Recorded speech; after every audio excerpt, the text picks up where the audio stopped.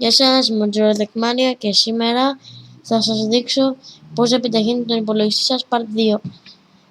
Σήμερα το πρόγραμμα που θα δούμε λέγεται CC Cleaner και πάμε στην ιστοσελίδα.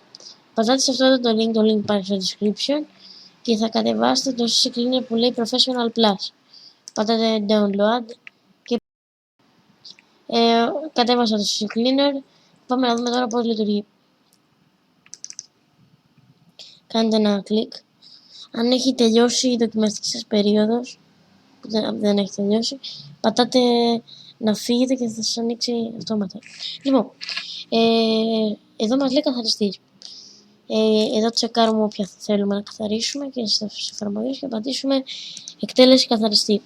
Τώρα, αν εσείς δεν το έχετε κάνει ποτέ αυτό, η σπάνια θα σας πάρει πολύ. Εμένα προσωπικά δεν θα μου πάρει πολύ, γιατί το έχω κάνει πολλές φορές.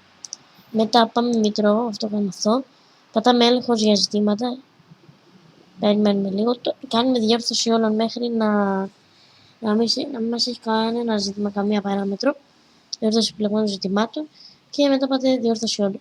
Τώρα, εδώ στα εργαλεία και πάτε στον καθαριστή δίσκου.